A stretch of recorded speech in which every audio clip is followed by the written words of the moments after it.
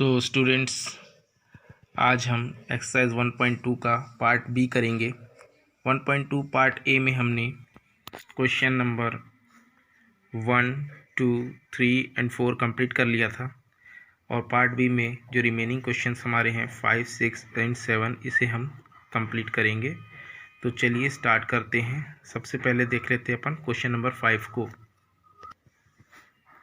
इसमें question number 5 में दिया हुआ है, check whether 6 to the power n can end with the digit 0 for any natural number n।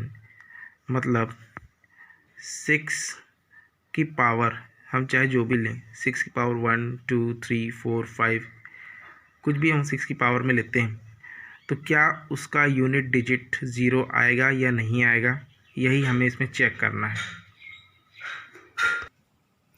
तो स्टूडेंट्स, ये मैंने क्वेश्चन को यहाँ लिख लिया है और इस क्वेश्चन में हमें जो बताना है कि 6 की पावर हम n में कुछ भी लेते हैं, 1, 2, 3, 4, 5, 6 की कोई भी पावर लेते हैं, तो जो नेचुरल नंबर हमें मिल रहा है क्या उसकी यूनिट डिजिट 0 होगी या नहीं। तो किसी भी नेचुरल नंबर के लिए यूनिट डिजिट 0 होने के लिए हमें ये प्राइम फैक्टर्स का पेयर चाहिए। कोई भी नेचुरल नंबर 0 यूनिट डिजिट कब होगी, जब हमें उस नेचुरल नंबर के पेयर में 2 × 5 2 × 5 के ये दो फैक्टर अगर मिलते हैं तो ही हमें यूनिट डिजिट 0 मिल सकती है, क्योंकि 2 5 होता है 10। किसी भी नंबर के यूनिट डिजिट में 0 चाहिए तो हमें उस नंबर के फैक्टर्स में 2 × 5 का ये प्राइम नंबर्स का एक पेयर तो चाहिए, तभी वो डिजिट में 0 आ सकता है। मतलब मान लीजिए हमें 150 लिख रहे हैं, तो 150 में भी क्या है 15 × 10, इसके फैक्टर लिखेंगे तो 3 × 5 × 2 × 5, मतलब ये एक पेयर 2 × 5 का ये प्राइम फैक्टर्स दोनों जो प्राइम नंबर्स हैं, तो इनका एक पेयर चाहिए, तभी हमें यूनिट डिजिट में 0 मिल सकती है। तो अब इसको हम देखें, लिख लेते हैं, स्टेटमेंट के थ्रू कैसे लिखेंगे पहले लिख लेते हैं। तो इसी बात को मैंने यहाँ स्टेटमेंट में लिख लिया है कि if A number ends with 0 prime factor must be 2 × 5, मतलब 2 × 5। ये दो प्राइम नंबर्स हैं। प्राइम नंबर्स, कंपोजिट नंबर्स, इनके बारे में मैंने पार्ट ए में डिस्कस किया था। वो बेसिक बातें जो डिस्कस की थी उनका यूज़ अब यहाँ पे हमें करना है। तो आप लोग जानते ही हैं ना, 2 और 5 दोनों ही प्राइम नंबर्स हैं और ये एक पेयर है 2 × 5। 2 × 5 का ये जो पेयर है, किसी भी नेचुरल नंबर में उसके प्राइम फैक्टराइजेशन में ये पेयर होना ही चाहिए, तभी हमें यूनिट डिजिट 0 मिल सकती है। लेकिन हमारे जो क्वेश्चन में दिया हुआ है, हमें क्वेश्चन में दिया है 6 की पावर में n जो भी हम लेते हैं तो क्या यूनिट डिजिट 0 मिलेगी। तो 6 के अगर प्राइम फैक्टर लिखेंगे तो वो होते हैं 2 × 3, 2 × 3, 2 × 3 की पावर में n। तो 6 के अगर प्राइम फैक्टर लिखेंगे तो इसमें आप देख सकते हैं 6 के जो फैक्टर्स होते हैं 2 × 3, इसमें कहीं पर भी ये 2 × 5 का पेयर नहीं बन रहा है।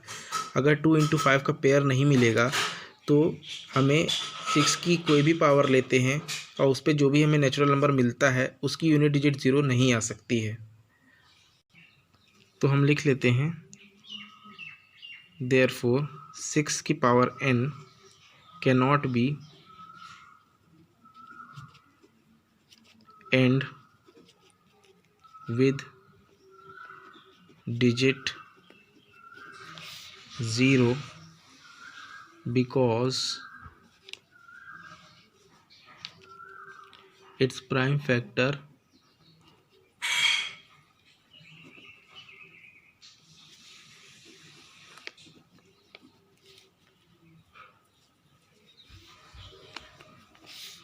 do not contain pair of 2 × 5। वैसे भी अगर आप लोग देखें स्टूडेंट्स, तो ये जो 6 की पावर n है, आप n में वैल्यूज़ रख करके देख लीजिए, आपको जो भी नंबर्स मिल रहे हैं आपको उनमें किसी में भी यूनिट डिजिट 0 नहीं मिलेगी 6 की पावर n में। आप पावर 1 रख के देख लीजिए 6 मिलता है, 6 की पावर में 2 रख के देख लीजिए तो 36 मिलेगा, 6 की पावर 3 रखेंगे तो 216 मिलेगा। इस तरह आप और आप करके देखते रहिएगा। 6 की पावर 4 करके देख लीजिएगा क्या मिल रहा है, 6 की पावर 5 में आप देख लीजिएगा क्या मिल रहा है। आप देखेंगे तो कहीं पर भी आपको जो है n में कोई भी वैल्यू रखने पर आपको जो है यूनिट डिजिट में किसी भी नंबर में जो नेचुरल नंबर्स आपको ये मिल रहे हैं किसी में भी आपको यूनिट डिजिट ज़ीरो नहीं मिलेगी।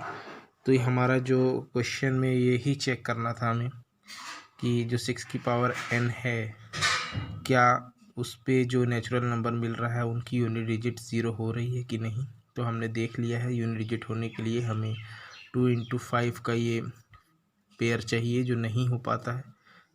तो इस वजह से हमें 6 के पावर में कुछ भी हम लेते हैं तो जो भी नंबर ऑब्टेन हो रहा है उसे यूनिट डिजिट उसकी ज़ीरो नहीं मिलेगी। तो ये जो हमने यहाँ पर लिखा हुआ है therefore 6 power n cannot be and with digit zero because its prime factor do not contain pair of 2 × 5। तो इसमें यही चेक करना था हो रहा है कि नहीं। तो आंसर इसका नो है। आप इतना ही लिखिए, चाहे आप लास्ट में नो और बाकी का जो स्टेटमेंट चाहें तो आप ये यहाँ से बना सकते हैं। नो लिखकर ये आप ऐसे भी स्टेटमेंट इसके आगे बना सकते हैं। तो चलिए अपन चलते हैं अपने नेक्स्ट क्वेश्चन पर। तो स्टूडेंट्स क्वेश्चन नंबर 6 है explain why 7 × 11 × 13 + 13 and 7 × 6 × 5 × 4 × 3 × 2 × 1 + 5 are composite numbers. तो ये जो सब नंबर्स लिखे हुए हैं तो इनमें एक चीज़ आप ध्यान दीजिएगा कि ये जो है 7 × 11 × 13 ये पूरा एक नंबर है जिसको फैक्टर्स के फॉर्म में ब्रेक करके लिख दिया गया है। और ये इधर जो आपका ये जो सेकंड नंबर है तो उसमें ये पूरा आपका कोई एक नंबर है जिसके फैक्टर्स पूरे लिखे हुए हैं और ये आपका दूसरा नंबर है। तो अब ये इनको बताना है कि ये जो पूरा एक नंबर है और ये जो पूरा एक नंबर है ये कंपोजिट नंबर है। कैसे देखेंगे चलिए देखते हैं। ये क्वेश्चन मैंने यहाँ लिख लिया है। तो अगर बात की जाए ये पूरा अगर इंटू किया जाए तो ये आपको आ जाएगा। तो स्टूडेंट्स 1001 + 13 अगर कर लें तो ये आ गया आपका 1014। और ठीक उसी तरह से अगर हम इसको इंटू कर लें पूरा तो ये आ जाएगा 5040 प्लस में ये 5 तो 5045। मतलब कहना ये है सीधे सीधे कि 1014 एंड 5045 बोथ आर कंपोजिट। यही हमको बताना है। लेकिन इसके लिए हमको ये इतना बड़ा सब पूरा इंटू करके सॉल्व करने की ज़रूरत नहीं है, हम यहीं से इसको सॉल्व कर लेंगे। चलिए देखते हैं इसको कैसे करेंगे अपन। क्वेश्चन जैसे लिखा हुआ है 7 × 11 × 13 + 13। तो इसमें अपन अगर देखें तो 13 कॉमन है, इसमें 13 कॉमन ले सकते हैं। तो 13 कॉमन लेने पर अंदर क्या बचेगा 7 × 11 × 1 प्लस में ये 1। फिर 13 इंटू ब्रैकेट में कितना आ जाएगा 7 × 11 77 + 1 78। क्या मिला 13 × 78। और इसी को अगर फैक्टर्स के फॉर्म में लिखना चाहते हैं तो लिख सकते हैं। 13 तो ये है ही, इसको क्या लिख सकते हैं हम, ये होता है 39 इंटू में 2। और स्प्लिट करना है तो कर सकते हैं अपन 13 इंटू ये होता है 13 3 × 39 इंटू 2। और 1 भी क्या है हमेशा इंटू में रहता ही है। तो हमें इससे बताना है कि कंपोजिट नहीं है या नहीं है। तो मैंने आपको प्राइम नंबर और कंपोजिट नंबर के बारे में बताया था पार्ट 1.2a में ही, जब मैंने स्टार्ट किया तो कुछ बेसिक्स बातें बताई थी। एक बार उसको रिवीजन कर लेते हैं। कोई भी नंबर जिनके 2 फैक्टर्स होते हैं वो प्राइम नंबर्स कहलाते हैं। जैसे 2 के क्या फैक्टर्स थे, 2 इंटू 1 था, 3 का 3 इंटू 1 था, 5 के लिए 5 इंटू 1 था। तो मतलब वो नंबर्स जिनके केवल 2 फैक्टर होते हैं, जैसे ये एक फैक्टर हुआ, ये 2 फैक्टर हो गया, टोटल 2 फैक्टर हुए, तो जिनके 2 फैक्टर्स होते हैं वो प्राइम नंबर होते हैं। मतलब जो भी नंबर होगा, प्राइम नंबर होगा जो, वो 1 में जाएगा और अपने खुद से डिवाइड होगा। मतलब 2 ऐसा एक प्राइम नंबर है जो 1 से डिविजिबल है और खुद से डिविजिबल है। ऐसे ही 3 में भी वही है, 1 से और खुद से, 5 भी 1 से और खुद से। तो जो नंबर 1 से और खुद से डिवाइड होते हैं, मतलब जिनके 2 फैक्टर होते हैं, इसके अलावा कोई अदर फैक्टर नहीं होता है, वो प्राइम नंबर्स होते हैं। लेकिन अगर 4 को देखें तो ये 1 में भी जाता है, ये 2 में भी जाता है, ये 4 में भी जाता है। 6 की बात करेंगे तो ये 1 से होता है, 2 से होता है, 3 से होता है और 6 से भी होता है। तो यहाँ पे देखेंगे इनके 2 से ज़्यादा फैक्टर हो रहे हैं। जैसे कितने हो गए, 1 2 3, टोटल 3 फैक्टर्स हो गए। 6 के भी यहाँ पे देखेंगे तो 1 2 3 4, 4 फैक्टर हो गए। 8 के भी करेंगे तो 1 2 4 एंड 8, इसके 4 फैक्टर हो गए। तो 2 से ज़्यादा फैक्टर्स होने पर वो नंबर कंपोजिट नंबर होता है। तो यही हमको यहाँ पे प्रूफ करना है क्वेश्चन में कि ये एक कंपोजिट नंबर है। तो आप देखिए यहाँ पे एक फैक्टर तो 1 हुआ, एक फैक्टर हो गया 2, एक फैक्टर हो गया 3 और एक फैक्टर हो गया ये 13। तो टोटल यहाँ पे 4 फैक्टर हो रहे हैं। तो 2 से ज़्यादा ही हो रहे हैं।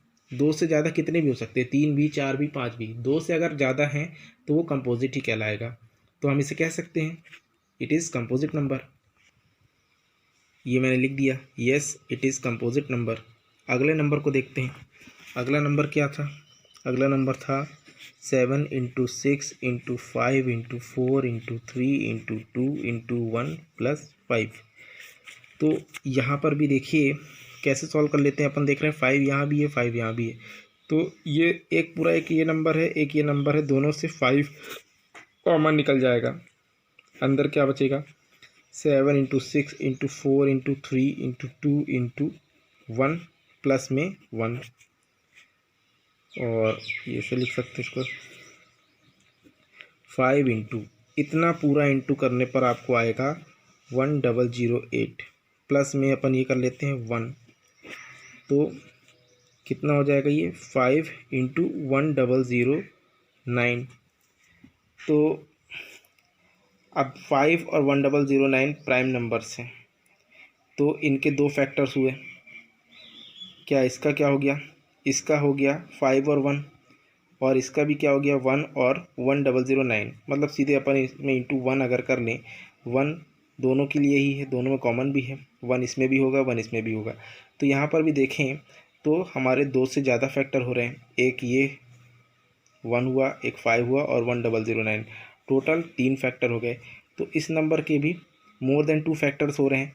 तो हम कह सकते हैं this number is also a composite number. तो लिख देते हैं नीचे यही, yes it is also composite number.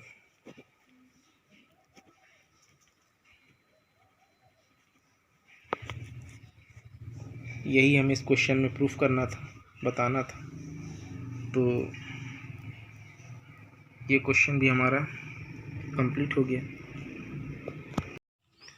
Students question number 7 में, क्वेश्चन 7 देखते हैं।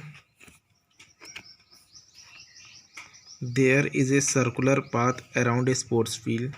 कोई एक सर्कुलर ग्राउंड है, इसमें Sonia takes 18 minutes to drive 1 round of the field.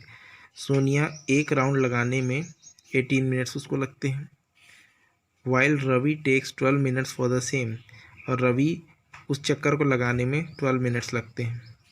Suppose they both start at the same point. दोनों एक ही पॉइंट से अगर स्टार्ट करते हैं, एक ही टाइम पर और एक ही डायरेक्शन में वो जा रहे हैं, then after how many minutes will they meet again at the starting point. तो कितने मिनट बाद वो स्टार्टिंग पॉइंट पे वापस आकर के मिलेंगे। ये क्वेश्चन आप लोगों ने समझ लिया होगा। चलिए इसको अपन फिगर बना के भी समझ लेते हैं। तो स्टूडेंट्स ये अपन मान लेते हैं ये सर्कुलर फील्ड है, और ये कोई स्टार्टिंग पॉइंट है। यहाँ से सोनिया और इसी पॉइंट से रवि राउंड करना शुरू करते हैं। तो सोनिया 18 मिनट्स में एक राउंड करती है। ये टाइम गया ये राउंड। और रवि 12 मिनट्स में एक राउंड करता है। तो अगर बाय राउंड्स देखें तो 18 मिनट्स में पहला राउंड, तो दूसरा राउंड में 36 मिनट्स में पूरे होंगे। इसी तरह थर्ड राउंड 54 मिनट्स में पूरा होगा। ये सोनिया के लिए। और रवि फर्स्ट राउंड 12 मिनट्स में पूरा कर रहा है, तो सेकेंड राउंड्स के लिए उसको 24 मिनट्स लगेंगे और थर्ड राउंड के लिए उसे 36 मिनट्स लगेंगे। तो ये जो 36 मिनट का जो टाइम है ये दोनों के लिए कॉमन है। तो इस पॉइंट पर आफ्टर 36 मिनट्स दोनों आकर के मिलेंगे। जब ये लोग इस पॉइंट पर आकर के मिलेंगे 36 मिनट के बाद, तो उस टाइम पर सोनिया जो है 2 राउंड चल रही होगी, जबकि रवि अपना तीसरा राउंड कवर कर रहा होगा। मतलब जब रवि अपने थर्ड राउंड में होगा तो सोनिया सेकेंड राउंड में आकर के इस पॉइंट पे मिलेगी। ये 36 मिनट्स में सोनिया जो है अपना सेकेंड राउंड कर रही होगी और रवि जो है अपना थर्ड राउंड में होगा। तो 36 मिनट में आकर के वो लोग मिलेंगे, यही हमें बताना है। तो ये अगर आप लोग देखें जो 36 मिनट्स हैं ये क्या है, 18 और 12 दोनों के मल्टीपल्स हैं। और जब मल्टीपल्स की बात हो रही है तो हमें समझ जाना चाहिए कि ये जो है कॉमन मल्टीपल है दोनों का। तो इसके लिए हमें जो फाइंड करना पड़ेगा वो 18 और 12 का एलसीएम फाइंड करना पड़ेगा। तो हम इसका 18 और 12 का एलसीएम निकाल लेते हैं, जो कि 36 ही होगा, बट हम इसको बाय प्राइम फैक्टराइजेशन मेथड करके इस क्वेश्चन में सॉल्व करेंगे। तो स्टूडेंट्स ये हमने एक स्टेटमेंट भी लिख ली है। स्टेटमेंट ऐसे लिखेंगे अपन, since both are moving in the same direction and at the same time, so the time when they will meet again at the starting point is. क्या करेंगे, एलसीएम किसका 18 और 12 का बाय प्राइम फैक्टराइजेशन करना है। एक तरफ ये 18 कर लेंगे, इधर अपन 12 का निकाल लेते हैं। तो ये हो जाएगा 2 9 ज़ा 18, 3 3 ज़ा 9, 3 1 ज़ा 3। इसका एलसीएम ले तो 2 6 ज़ा 12, 2 3 ज़ा 6, 3 1 ज़ा 3। तो 18 के फैक्टर्स क्या क्या हो गए, 2 इंटू 3 स्क्वायर, और 12 के फैक्टर हो गए 2 स्क्वायर इंटू 3। तो अब इसमें हमको इसका एलसीएम लिखना है, तो इनकी हाईएस्ट पावर्स को लेते हैं।